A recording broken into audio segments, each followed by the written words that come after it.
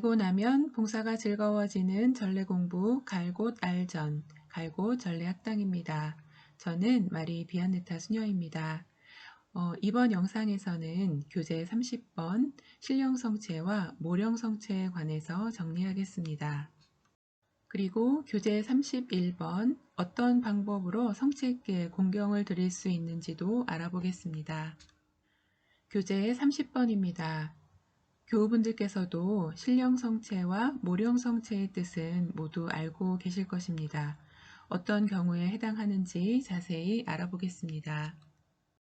신령성체는 마음으로 주님을 모심이란 뜻입니다. 실제적인 영성체가 아니라 성체를 모시고자 하는 간절한 열망에서 마음으로부터 영성체하는 것을 말합니다. 그리고 모령이라는 말은 한국 천주교회 초창기부터 사용해온 옛말입니다. 모령하다의 뜻은 1880년에 나온 한불자전에 따르면 성사들을 모독하다, 또 자격 없이 받는다라는 의미로 풀이하고 있습니다. 따라서 모령성체는 죄 사함을 받지 않고 성체를 받아 모시는 독성 행위를 지칭하였습니다. 이 뜻을 기반으로 신령성체와 모령성체에 관해서 좀 더 자세히 알아보겠습니다. 교회는 신자가 영성체를 할 수 없는 경우에 성체께 대한 믿음과 사랑을 지니고 성체를 모시고자 원한다면 성체 성사의 효과를 얻을 수 있다고 가르칩니다. 이를 신령성체라고 부릅니다. 그런데 반대로 신자가 영성체를 해서는 안 될 경우임에도 불구하고 성체를 영하는 경우가 있습니다. 이를 모령성체라고 합니다. 신령성체가 가능한 경우는 다음과 같습니다. 첫째, 사제가 없어서 미사를 거행하지 못하고 단지 말씀 전례만 거행할 경우. 둘째, 병고나 다른 여러 가지 이유로 미사에 참여하지 못하는 경우.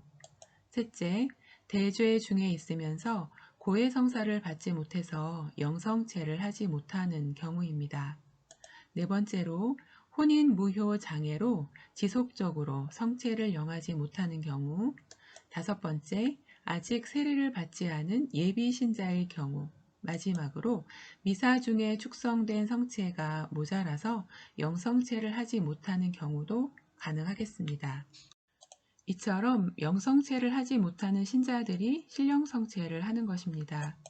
신령성체는 지극한 성체 신심의 또 다른 표현인데요. 성체를 모시지 않고 마음으로 성체를 모셔도 같은 효과가 있다는 믿음입니다. 여러 가지 사정으로 영성체를 하지 못한다고 미사 참례마저 하지 않는 신자들을 가끔 볼 수 있습니다. 그러나 이러한 태도는 바람직하지 않습니다. 영성체를 실제로 하지 못하더라도 미사에 참여하고 신령성체를 함으로써 그리스도와 일치를 이루려는 노력을 계속해야 하겠습니다. 또 일상 안에서도 신령성체를 자주 함으로써 그리스도와 일치하여 매일의 삶을 살아간다면 예수님께 대한 우리의 사랑도 커지고 하느님께도 큰 기쁨이 될 것입니다.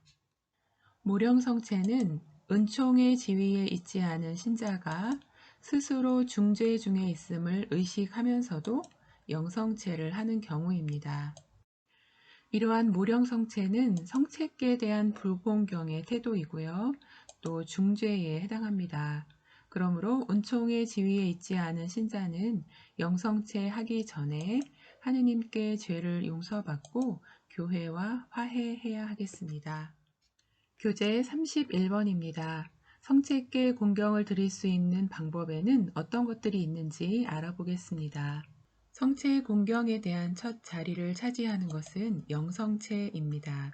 영성체 이외에도 성체 현시, 성체 조배, 성체 강복, 성체 거동, 성체 대회, 그리고 성시간 등의 유형으로 미사 밖에서도 성체께 공경을 드릴 수 있습니다. 그러면 성체 공경 방법에 대해서 한 가지씩 살펴보겠습니다. 초세기의 신자들은 영성체를 위해서 엄격한 규정들을 지켜야만 했습니다. 이러한 분위기 속에서 성체를 직접 모시는 것보다는 성체께 대한 공경들이 자연스럽게 생겨났습니다.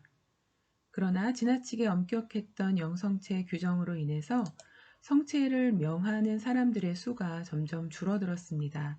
대신에 성체를 바라보는 공경의 형태로 신심이 발달하게 되었습니다. 13세기부터 성체 조배를 통한 성체 공경 신심이 교회 안에 빠르게 퍼져나갔습니다.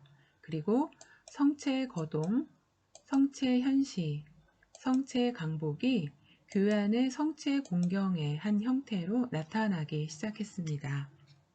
성체 현시는 성광을 이용해서 성체를 바라볼 수 있는 형태로 제대 위에 모셔놓고 신자들이 기도하고 묵상하며 그리스도와 일치를 이루도록 이끌어줍니다.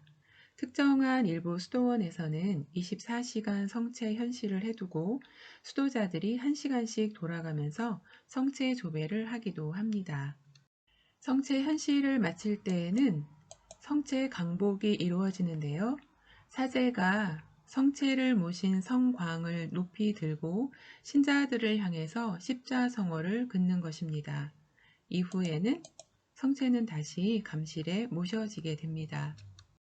성체 조배는 감실 안에 모셔져 있거나 또는 현시된 성체 앞에서 개인적으로 또는 공동체적으로 경배를 드리는 신심 행위입니다. 성체 거동은 성체를 모시고 하는 행렬로서 성체 행렬이라고도 부릅니다. 이는 초대 교회 때부터 대표적인 성체 공경 신심 행사였습니다. 지금은 보기 힘든 공경의 형태인데요. 제가 수녀원에 입회한 해에 성체 성혈 대축일에 성체를 모시고 수녀원 안과 밖을 크게 한 바퀴 돌면서 성체 거동을 했던 기억이 선명합니다. 이러한 큰 신심 행위를 통해서 성체가 우리들에게 얼마나 큰 힘이 되고 우리 삶에 얼마나 중요한 부분을 차지하는지 깨닫는 좋은 기회가 되었습니다.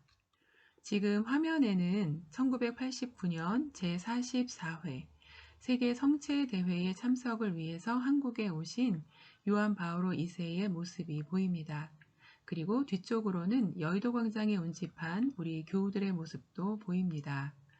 성체 속에 현존하시는 그리스도에 대한 신앙을 고백하고 성찬의 참된 의미를 되새기는 것을 목적으로 하고 있습니다. 제1차 세계 성체 대회는 1881년 프랑스에서 열렸습니다. 현재는 세계 성체 대회가 4년마다 열리고 있습니다. 그런데 2016년 필리핀 세부에서 열렸던 51차 세계 성체 대회를 마지막으로 코로나 바이러스로 인해서 열지 못하고 있습니다. 바티칸에서는 2020년 헝가리 부다페스트에서 열릴 예정이었던 제52차 세계 성체 대회를 올해 9월로 연기한다고 발표했습니다. 그러나 현재 상황으로 보았을 때 전 세계 신자들이 모이는 성체 대회를 열 수 있을지 모르겠습니다. 성체 대회는 성체께 대한 공경의 아주 특수한 표현의 하나입니다. 교회 전체 구성원의 일치를 드러내는 거룩한 행위라고 할 수 있습니다. 성체 성사의 신비를 기념하기 위해서 성체 신비의 특정한 주제를 심화하고 사랑과 일치 속에서 공적으로 성체에 대한 경배를 표현하는 모임인데요. 성체 대회는 지역별로 그리고 국가별로 개최되기도 하고 전 세계적인 행사로 세계 성체 대회가 있습니다. 일반적으로 개인이나 공동체가 성당에서 성체께 공경을 드리면서 성체 조배나 성시간에 참여하는 것이 바람직하다고 하겠습니다.